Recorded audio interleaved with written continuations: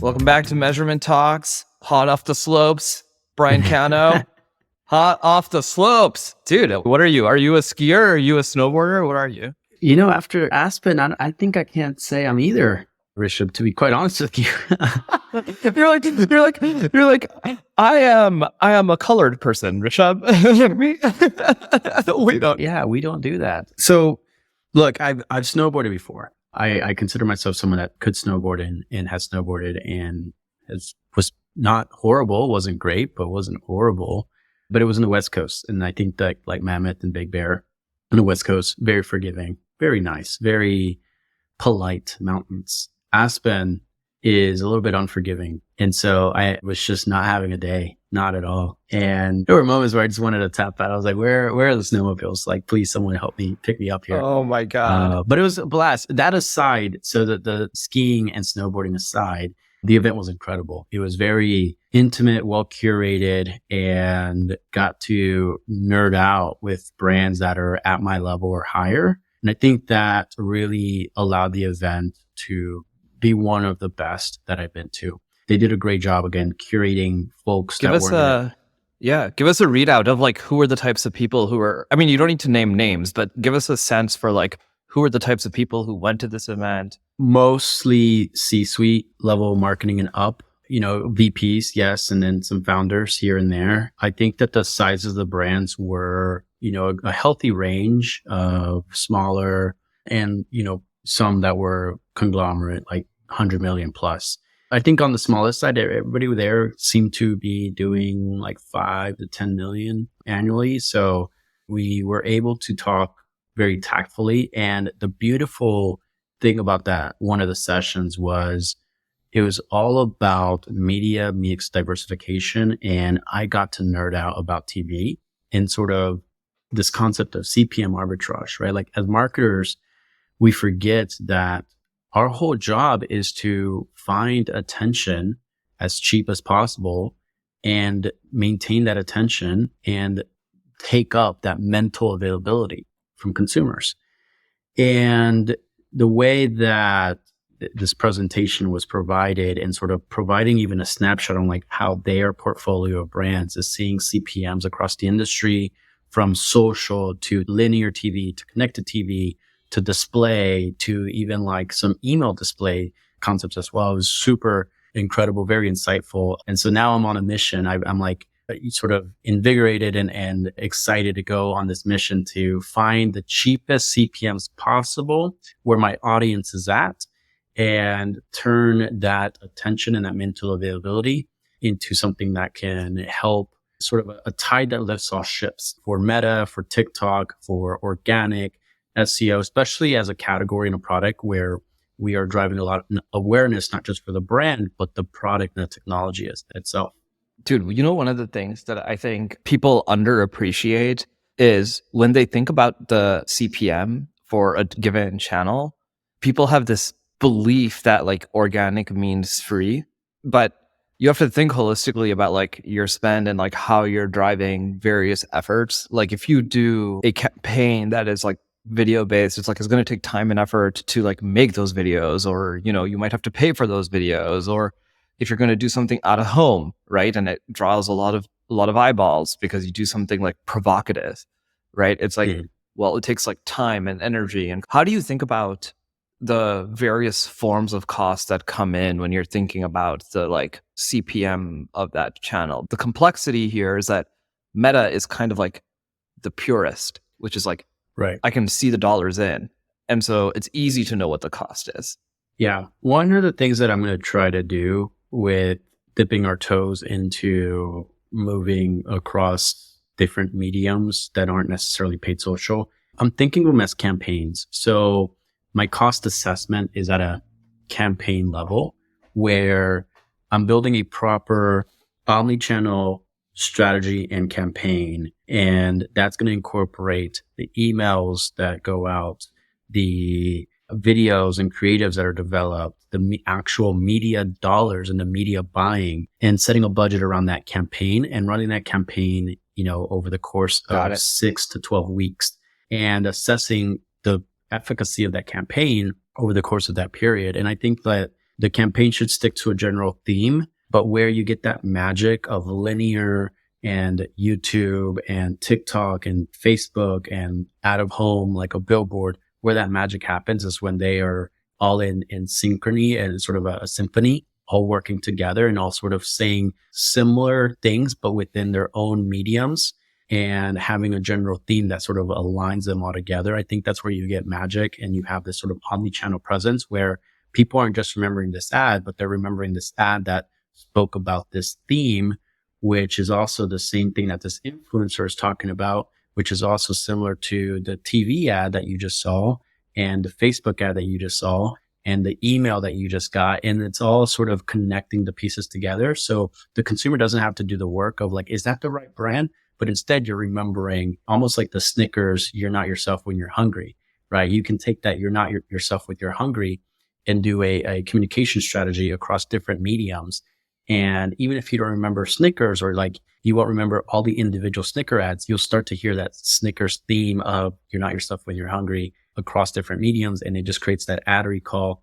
I think that's where that magic happens. So that's how I'm going to think about it. I'm going to think about it as a campaign level, executed across different mediums, all connected with one general theme and sort of measure the efficacy at the theme level. And I'll use the data that these different mediums provide to see where like, okay, what are the levers that I can change? Maybe the CPM was too much here. We didn't have enough impressions here. And then obviously post-purchase surveys, I think are going to be instrumental, as well as seeing if the media mix model can give us some readouts. But post-purchase surveys are probably going to be the most, in its truest form, helpful in understanding what channels are having the most influence and that people are remembering as the reason why they heard about the brand.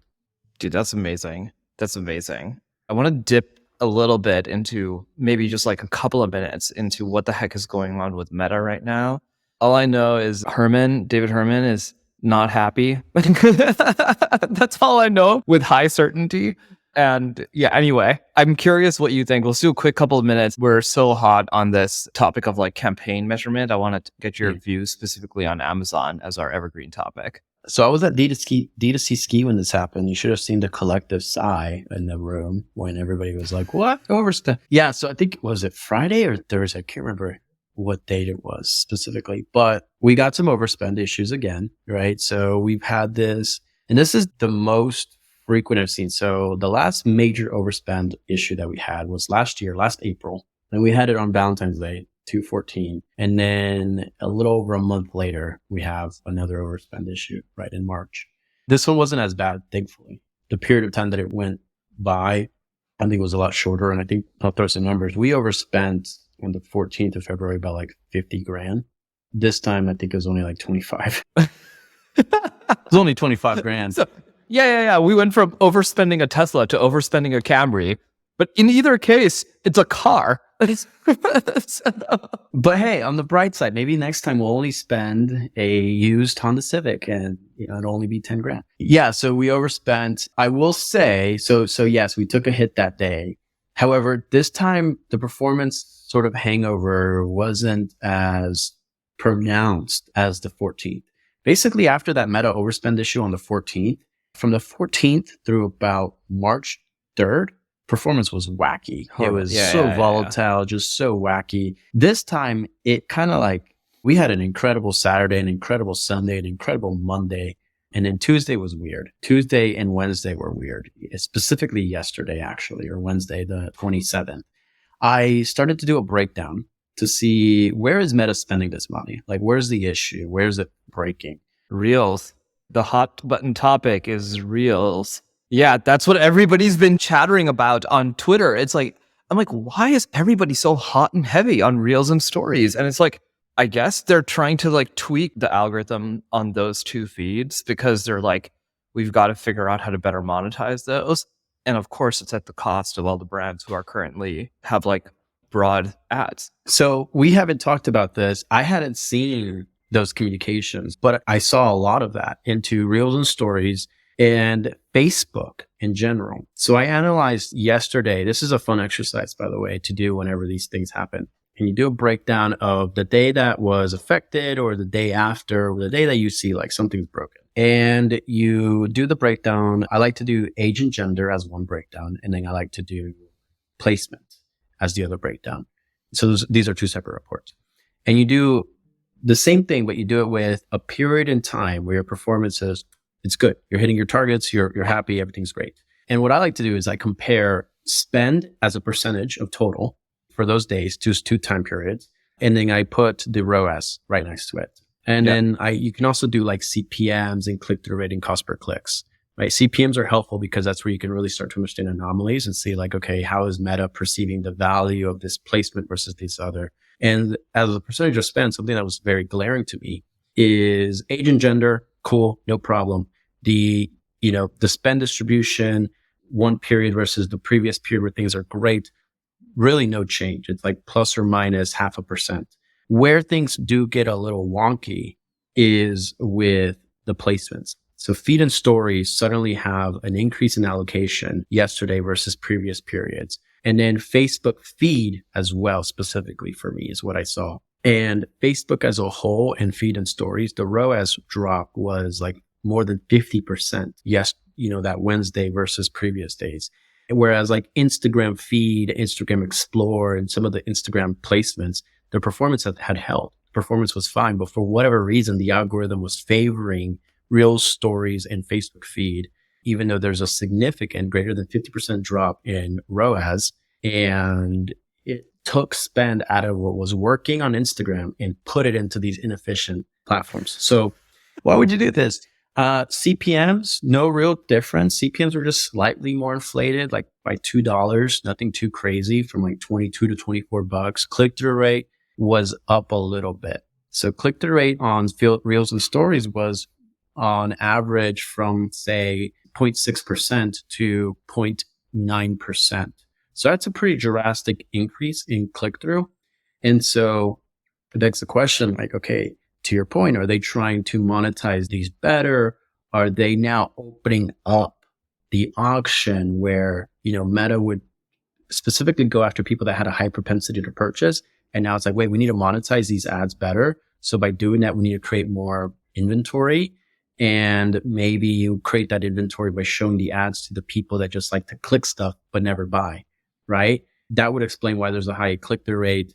Maybe the high click-through rate is sort of a feedback loop to tell the algorithm, this is what people want to see, that then pulls more spend away from other placements that are working. And now you've got this sort of like little flywheel effect of low quality traffic, increase in spend because they are engaging, lack of conversions, and then you end up with, a bad day. What I think is like particularly vicious about this is that, looping it back to our prior conversation, if they think that in their entire ecosystem, those clicks, even though they're not getting attributed to the sale, are actually helping to drive the sales from the other placements. And so something in their algo got this view that it's like, hey, yes, when they're scrolling here, this is where they're learning about it. They're going to the Nood website. And then actually when they're on the feed, that's when they go through and purchase. But actually I need to send them to the website here. It's going to push a bunch of people there at a low ROAS and create all of these convolutions. And so like the problem with all of this like algorithmic style incrementality based allocation is like sometimes you can get too cute too fast, right? And it's like sometimes simple is better. And the kerfuffle happens when you allow it to escape itself as opposed to like dabble. It's like, hey, if I believe this is true, let me try it and then see what happens. But I need to dabble and not allow it to escape out. I would assume that these are the types of things that algorithmically, something like was allowed to escape out of its like bounds of testing. And so it just like got caught in this weird feedback loop saying like, oh yeah, this is good. But actually it was like just pushing spend to the wrong place. Like you can see how that happens, right? Absolutely. I mean, I think you're onto something. There's definitely changes that are happening. That cannot be rejected. That's very evident. That's very obvious. We're having all these spend issues. There must be a new product that's being released or changes to the algorithm. There is. Jon Snow posted about the video testing product in DPA. That's right. Look, DPA today doesn't actually work in stories and reels. And this is a way to get people who spend only on DPA, which is all large retailers, right? So if you go to a massive, look, all of this is about inventory increase, right? And we're conjecturing here, but these are not like wild conjectures. These are sort of like self-evident. If I was at Facebook, I would for sure ask the question, how the hell do we deploy DPA into Reels? And the answer would be, we have to figure out how to create video inventory in a way in which allows us to connect back to the product catalog. Okay, why don't we ask people to upload videos and then just see what works? And then when you start putting those into the auction, it's going to create all sorts of weirdness. This is just going to keep happening. And there's not much you can do about it either, right? Like me as a brand, I see that and I go, okay, how do I protect against this escape velocity, right? Like where the algorithm decides to get cute quick and goes out of its boundaries. How do I protect against that? Well, I could segment everything. I could segment stories and feed and Facebook and Instagram and have those all segmented. But then I think that segmentation, you lose the magic of the sort of the MTA of the algorithm, where the algorithm knows that it needs to serve here first, and then that's going to fuel into downstream conversions over there. Can't do that. Could you do bid multipliers? Yes, but in my analysis, when things are working well, the spend distribution is about 50-50 and both placements are working. So like, it's not like Facebook doesn't work for me. It's not like Reels and stories don't work for me. It's just, it decided to spend more than it should have on those given days. Can I tell you my unfulfilling answer? Yeah. It's like, exactly. Cost of doing business. Don't try to time the market. It's about time and market. Yeah. That's my unfulfilling answer. I think you're right. That's the expectations that I'm setting internally as well, right? It's like, okay, we know. My Slack message, and I sent the Loom video after this analysis. I said, look, my synopsis is this. This is the diagnosis. And as the doctor, the medicine is forget it happened and move on. Because there's absolutely nothing we can do about it. Like, it's just, to your point, cost of doing business. You accept it. It's good to know. Now we have an answer and we can put it in our little change log. And we're like, okay, on this day, Meta decided to get cute and put more money on the wrong areas. And then you move on and you have days like today, literally the next day, where it's like, wow, things are up 40% day over day. The challenging piece of these optimized CPM auctions, and I think that's the biggest piece. It's not radio. It's not linear. It's not print, where you have a stable CPM and delivery mechanism, right? Where things become predictable. And you know that if you're this CPM and you're targeting these segments and you're doing these things, like the equation adds up. Auctions like Meta and what every other ad platform is trying to get to be honest, like Meta's built an incredible machine, but it adds such layers of complexity and volatility that it is so unpredictable.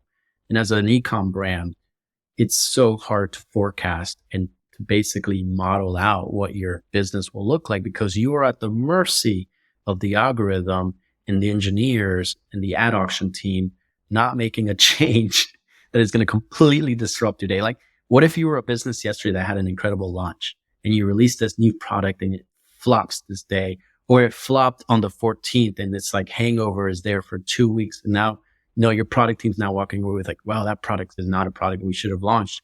We need to deprecate this product. And it's like, actually, the product's incredible. You've been at the mercy of Meta as an OCPM ad auction, which there is no control. There's no consistency. It is constantly valuing each impression and adjusting accordingly and using all that signal to value future impressions. Like, I think this is where Taylor Holiday and Common Thread Collective's thesis and stance on cost caps is real, because you're sacrificing volume and scale for consistency, but through consistency, you can build a resilient business to then go after scale.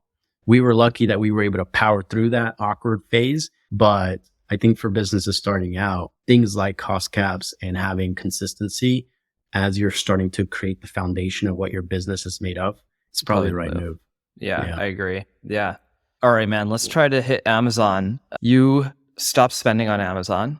I remember you sharing that a little while ago, and then seems like it's coming back for you in some way. How are you making that decision? How are you getting good confidence that it's actually incremental to your business?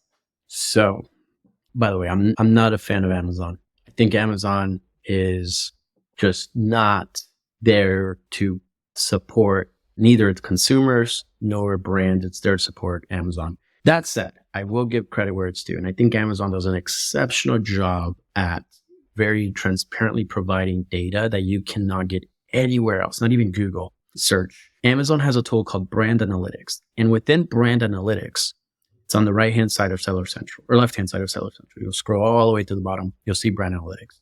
Within Brand Analytics, there's a thing called Search Analytics. And Search Analytics has a tool called Search Query Performance. Now, this search query performance is basically a breakdown of all of the search queries that are searched for your product, brand and non-brand, by the way. You also have the volume itself. Here's the monthly volume of how many times people are searching for this term. You've got the amount of times you show up impression-wise, the percentage of share of the times you show up versus the total volume, clicks, and purchases. Clicks, add to carts, and purchases. So they're making it easy for you to spend money on search ads, basically. Yeah. And I can see like what both brand, category, and competitor, I can see the volume of each of the impressions that fall within those buckets, how many times we show up out of the total volume, how many times people click out of the total times we show up, how many times people add to cart out of the times that people click, and how many times people purchase out of the times people add to cart. So I can see this incredible funnel and breakdown effect. Now, where the magic happens with ads and where we can start to see incrementality is, okay, let's start with brand. Let's say 100,000 people are searching for the term nude on Amazon. Now, I currently show up for 50,000 and people only click on 10,000, right? So those are my baselines. That's with ads off. If I were to run a brand campaign, the volume of times people search for the term nude won't change. However, the times that I show up and the times that I get clicks should change. So I establish my baselines, I run a brand campaign, and then I start to see, am I showing up more? And am I capturing those clicks out of those times that I show up? So it creates a very, very clear picture on assessing the incremental gains of capturing click volume from the times that people are searching for your brand term through, say, a brand campaign. And you can take that and replicate it across category and competitor as well. So it takes a little bit of math. You have to download and you have to play around. You have to format the data. However, very transparent, very useful, highly underutilized tool. Wow. I love this. This is such a clearly actionable thing to do. Dude, I feel like if people don't do this after listening to this, I would be mind boggled. Yeah, I kind of want to like just post next week. Guys, stop what you're doing and do this one thing on Amazon today. Except if you're a new competitor. If you're a new competitor, don't do this. It's highly actionable. You can do it right now. It'll take about 15 minutes. So we did this analysis. We're like on week 3. And we were able to extrapolate based on the percentage, the purchase rate of our brand terms. We were able to see that the ads were break even, basically, right? Like Amazon ads is like, Sure. we're driving an 8x ROAS. We're killing it. And I'm like, I don't see the revenue, but okay. We do this analysis and it's like, okay, we see this a little blip in gain in purchase capture volume. And we're like, okay, that's about what? 10 purchases a week. All right. 10 purchases a week divided by, or the total spend divided by those 10 purchases. Wow. It's break even. So it's about a 1x. Okay. And then last week, our media mix model platform, we use Prescient. They released this MMM for Amazon ads. Super cool. Basically, it is like you can see your campaigns, you can see the reported ROAS on Amazon, you can see the modeled ROAS, and you can do it by campaign. And the model's like, hey, your brand campaigns are driving the 1.29. We're like, whoa, all right. We have this MMM, which hasn't been calibrated. However, and then we've got this sort of like back of the napkin methodology, which we're like, we think it's about a 1x. That's what we've seen. The two are in agreement. So now my confidence level is a lot higher, both methods. But rather than going through this entire exercise, I can just pull up the Prescient dashboard. I can very clearly see, and I can start to see the trends, and I can see the change in data. And I can say, okay, what if we cut back on these keywords, or what if we cut back on spend? It looks like $500 a day is too much. We need maybe let's do 250 and let's cut back, and then let's see how the model reacts. And then how the model reacts, let's then redo our exercise and then see how that aligns or disagrees with the model. But so far, they're in agreement. It's really cool. Now I have confidence to advertise on Amazon because even if it's not incremental, I at least have the data to show that it's not incremental and what it's doing. And if it's breaking even. Worth it. You know why? Because at least it is a nude device in a person's hand as opposed to something else. This is like one of those things that like too many people get too hung up on the short term. And you and I have talked about this a lot with the finance view of the world versus the marketing view of the world. But it's like truly the way that your baseline goes up is more people with more of your product. That is the baseline. And so if it's break even, send it. Yeah, exactly. It just resets the target too. So where I'm going to get really fancy with this in the future is like, okay, if there's a predictable relationship between what Amazon says is the ROAS and what is the incremental ROAS, and they're consistent, cool. Now I can use the in-platform stuff directionally to then allocate accordingly to the right keywords, the right strategy, the right segments. The other thing that we can leave with on this Amazon piece, why it's important that if you're breaking even, or maybe if you're losing a little bit of money and you're like really not sure, keep it on. Here's why. Amazon rewards sales volume. Yeah, that's right. So the more units that you're selling, right? And if you're getting that 1 or 2 extra units a day, they will add up. And if you are gaining units like sold, and you're taking those sales away from people, other brands, and they're starting to decline, you will increase your BSR. I don't remember the acronym, but basically your BSR is your score, your ranking, which then informs Amazon how good of a product that you have and how badly people want it. And so when people are searching organically for non-brand or category keywords, your chances of are showing up organically without having to pay for ads increases, because Amazon ultimately does want users to buy the stuff that other people are buying, and that's capturing sales on Amazon. They don't care who they're buying from, as long as it's the thing that people are wanting. So break even, keep it on all day. You're taking sales away from someone else. You're adding it to your BSR ranking. And then over time, ideally, you're able to move up in ranking. You can go to your listing and you can see, are you number 15? Are you number 20? Do this tactic and then see over time if you move up in spot, and can you break that top 10 spot? Can you break the top 5 spot? Can you break the top 3 spot and just work on it that way? Okay, this was too good. We got to end on this high. This was too good. Guys, we will see you in the next one.